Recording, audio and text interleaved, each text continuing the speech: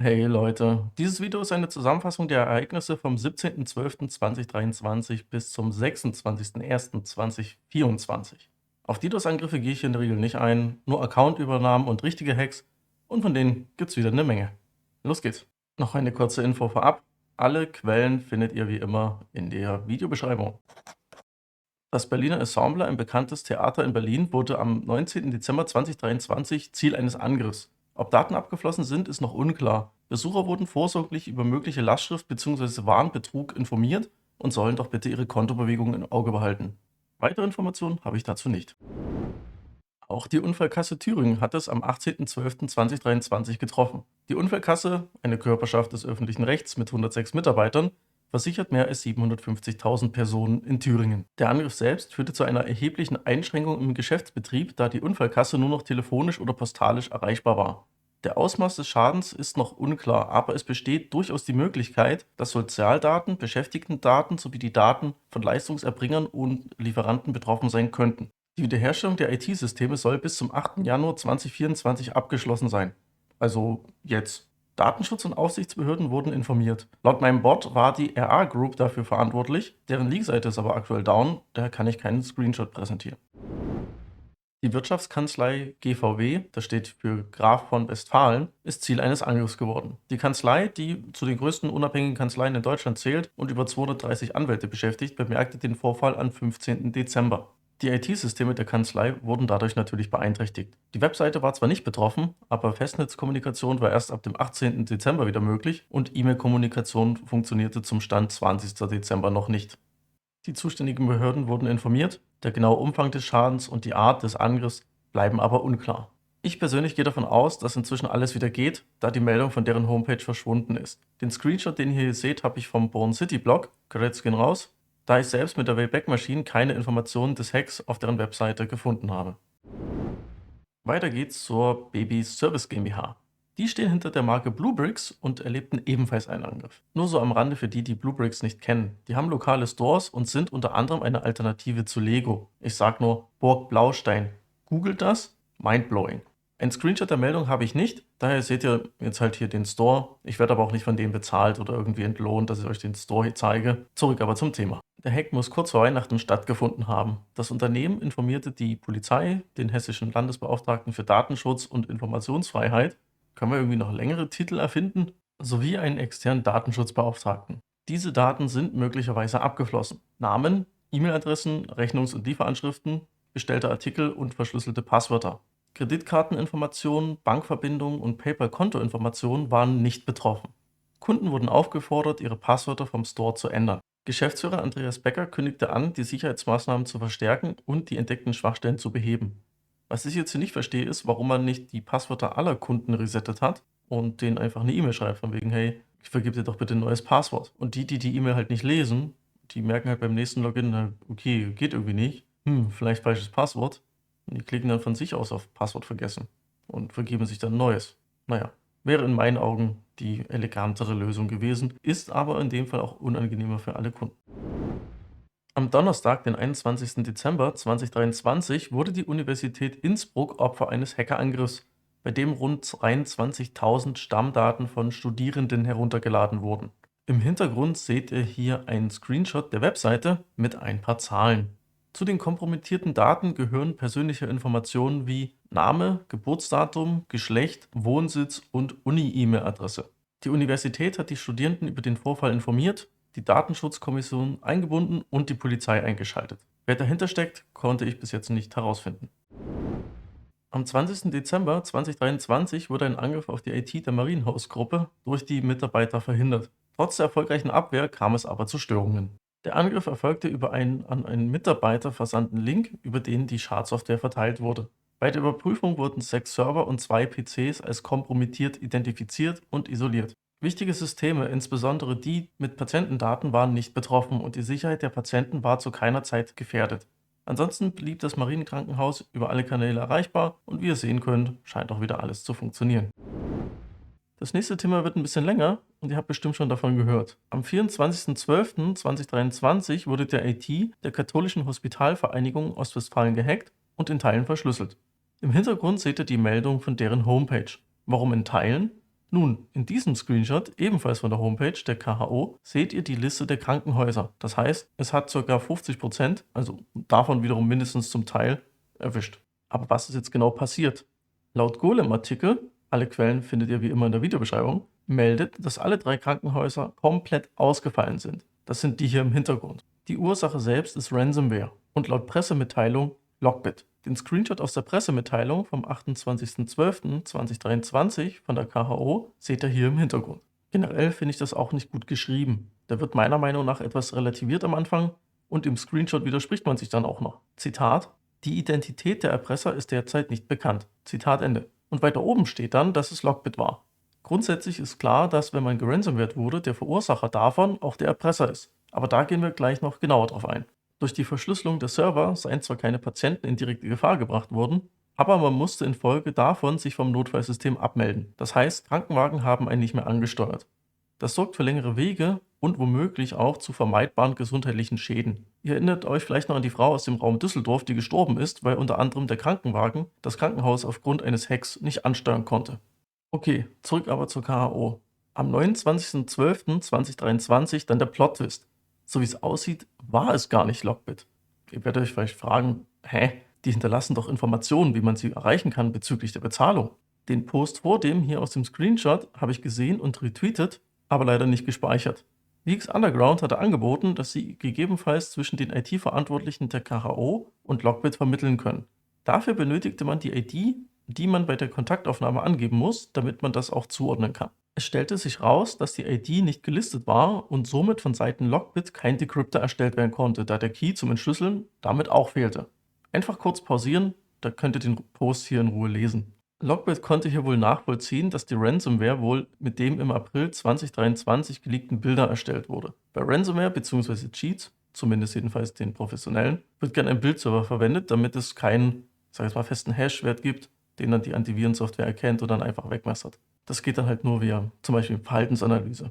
In einem meiner News-Videos zeige ich unter anderem Screenshots vom Lockbit Admin Panel. Sind zwar jetzt nicht so die besten Screenshots, verlinke ich euch aber im i.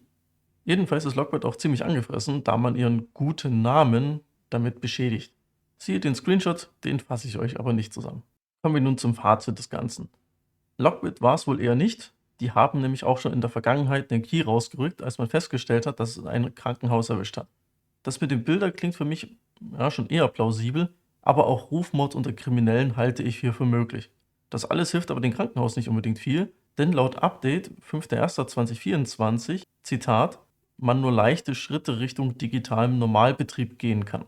Zitat Ende. Hier seht ihr aber nochmal, es ist jetzt 1 Monat nach dem Angriff her und die sind sicherlich noch einige Wochen mit der Wiederherstellung beschäftigt. Laut dem Bayerischen Rundfunk hat es auch die Degenberg-Klinik aus Bad Kissingen erwischt. Laut deren Bericht wurde der Hack am 19. Oktober festgestellt, stattgefunden hat er am 13. September und warum er jetzt hier erscheint ist, er stand nicht auf meiner Liste. Als erstes hat die Mainpost darüber berichtet. Der Artikel befindet sich hinter einer Paywall. Wenn ihr ein Abo habt, schaut da einfach mal rein. Die Meldung war vom 26.10.2023 und dann wurde es irgendwie ziemlich still. Wirkliche Informationen kann man dem BR-Artikel vom 27.12.2023 entnehmen. Nachdem man den Angriff entdeckt hat, wurden die Systeme soweit heruntergefahren und man hat einen Notfallplan eingeleitet. Sowas kennt man auch als BCP, Business Continue Plan. Sollte meiner Meinung nach jede Firma haben, damit man am Ende nicht mit heruntergelassener Hose dasteht und die Firma schließt. Laut Professor Peter Deeg sei die Versorgung der Patienten durch organisatorische Maßnahmen jederzeit gesichert gewesen. Auf der Leak-Seite von Hunters International, leider muss ich sagen, die ist auch noch gut designt, findet sich die Klinik unter deren Opfern. 110,7 GB will man gestohlen haben und sie bieten eine Ansicht mit Ordnerstruktur an, wo man dann die Sample-Daten herunterladen kann. Es gibt Finanzdaten, Backups der SQL-Datenbank, Patientendaten, Daten der Mitarbeiter und einen Ordner, der Kanzlei heißt und vieles, vieles mehr. Ich denke, wir können hier sagen, dass die Daten mit hoher Wahrscheinlichkeit von denen sind. Ich habe keinen Eintrag bezüglich des Hacks auf ihrer Webseite gefunden. Aber bleiben wir gleich bei Hunters International. Ebenfalls auf deren Leak-Seite ist die Firma Bartek Top Holding GmbH aufgetaucht. Die machen alles Mögliche im Bereich Öl, Gas, Automatisierung und so weiter. Dieser Screenshot ist eine andere Quelle außerhalb der Ransomware-Gruppe. Unten links wird diese aber auch als Verursacher erwähnt. Auf der Webseite von Bartek selbst habe ich keine Informationen diesbezüglich gesehen. Das Wie ist das passiert, kann ich euch also nicht nennen, nur das Resultat. Gestohlen wurden 1,3 Terabyte und die kleinen Symbole oben stehen immer für eine bestimmte Art von Daten. Von links nach rechts Datenbanken, Technologien, private Daten, Passwörter, PII, Finanzdaten, Kundendaten. Und in der Ordnerstruktur sieht man Ordner mit den Namen Betriebsrat, Corporate Legal Information, Ordner mit Personennamen, Finanzbuchhaltung, Führungskreis, Kundennamen und vieles mehr. Einige Daten haben den Oktober 2023 im Namen, daher ist der Hack wohl auch ziemlich zeitnah passiert. Auch bei der Stadt Solingen sind Accountdaten abhanden gekommen. Wie ihr im Hintergrund sehen könnt, betraf das 413 O365 Accounts. Ein bisschen was können wir aus der teils seltsam geschriebenen Meldung herauslesen.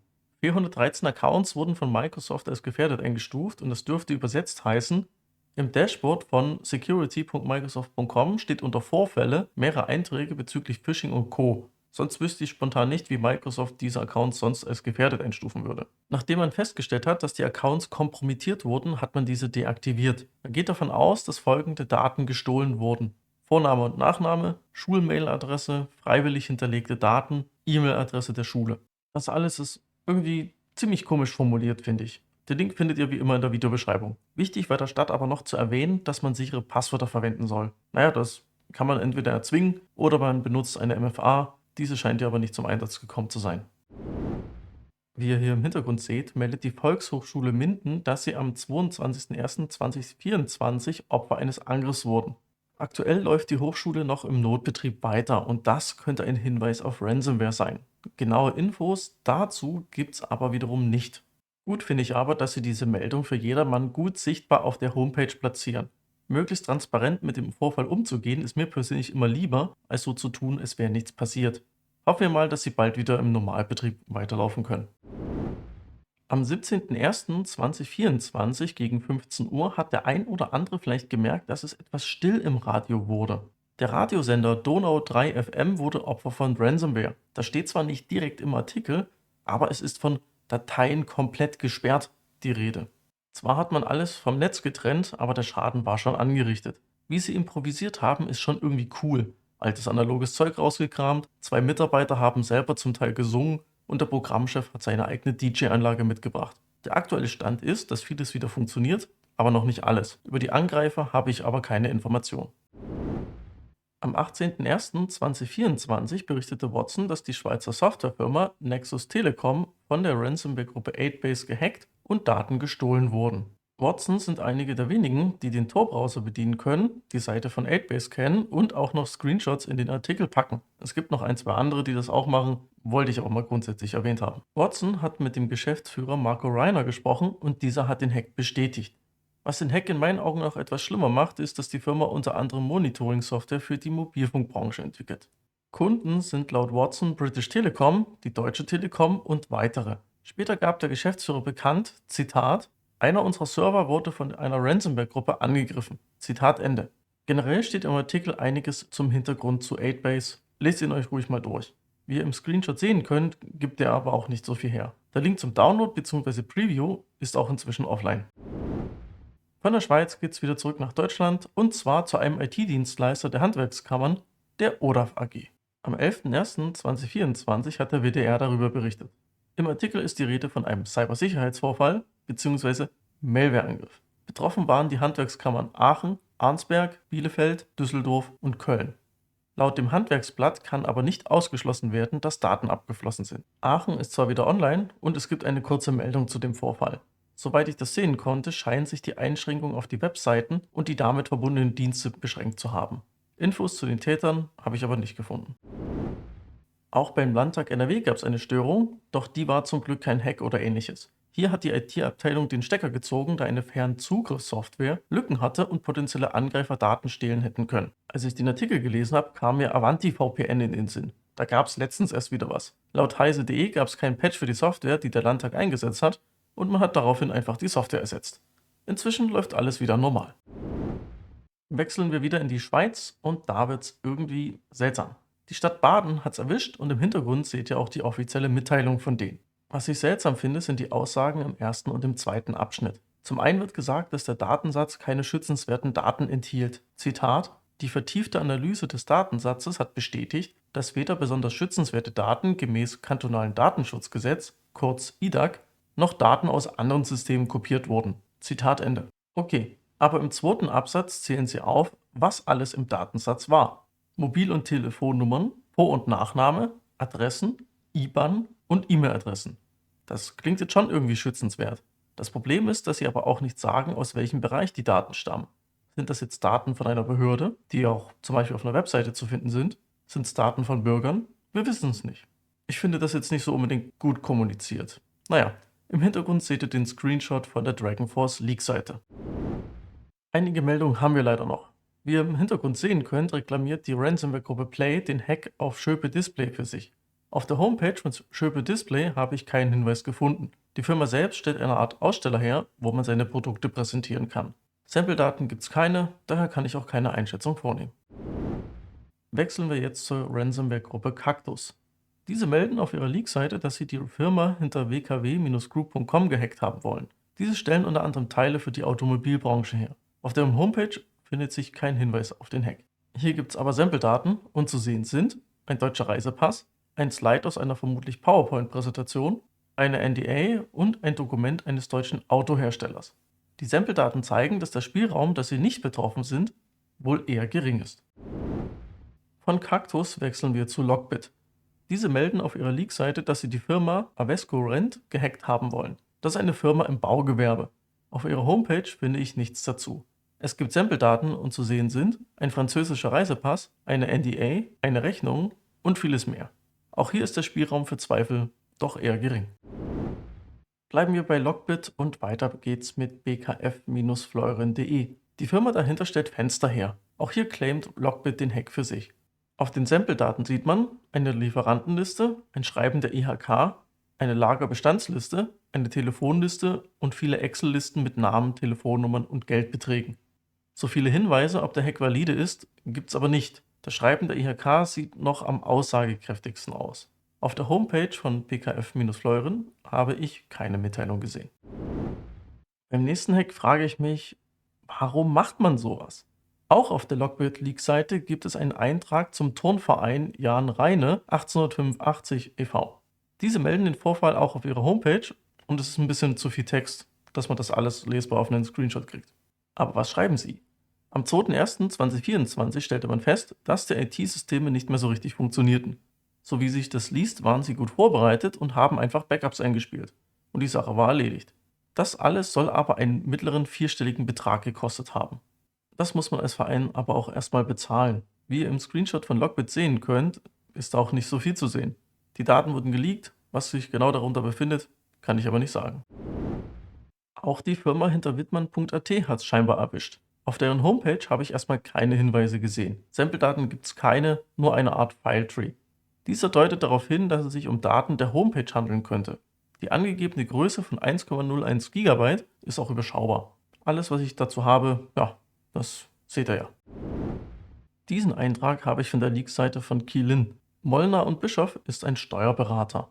Auf deren Homepage finde ich aktuell keinen Hinweis auf einen möglichen Hack. Hier gibt es aber Sample-Daten und zu sehen sind ein Kontoauszug, Screenshots mit Datei- und Ordnernamen, letztes Änderungsdatum ist vom 30.12.2023, ein Schreiben einer Bank, ein Jahresabschluss für eine andere Firma und viele unterschiedliche Dokumente. Sieht leider nicht so gut aus. Auf der Leak-Seite von der BIS ist der Name Phoenicia AG aufgetaucht, wie ihr hier sehen könnt. Der Screenshot als auch die Infos von der Leak-Seite geben auch nur das her, was ihr hier seht. Auf der Homepage der Firma als auch eine schnelle Google-Suche ergab keine Informationen. Als nächstes haben wir wieder bei 8base eine Meldung bezüglich der International School of Management. Die Daten sind inzwischen geleakt und der Download ist überraschenderweise noch online. Es gibt keine Sample-Daten und ich kann daher keine Einschätzung vornehmen. Auf der Homepage der Schule befindet sich ebenfalls kein Hinweis dazu. Die Daten wurden 48 Mal heruntergeladen und sind ca. 3 GB groß. Ein Update aus den Ransomware News Nummer 26 haben wir aber noch. Ich hatte in diesen über die Firma Gräbner Maschinentechnik GmbH berichtet. Diese hatten auf ihrer Homepage mitgeteilt, dass sie Opfer eines Angriffs wurden. Zur damaligen Zeit war aber das Ausmaß noch nicht bekannt. Wie ihr im Screenshot von Blackbuster sehen könnt, kennen wir jetzt zum einen die Gruppe und es gibt auch Sample-Daten. Und zu sehen sind ein Screenshot mit Ordnerstruktur und eine Menge Personalausweise. Es gibt einen Ordner, der Cyberversicherung heißt. Was haltet ihr davon? Schreibt mir doch gerne in die Kommentare. So, das war's auch schon wieder. Wenn es euch soweit gefallen hat, dann lasst doch einen Daumen und ein Abo da und wir sehen uns nächsten Monat. Haut rein. Ciao.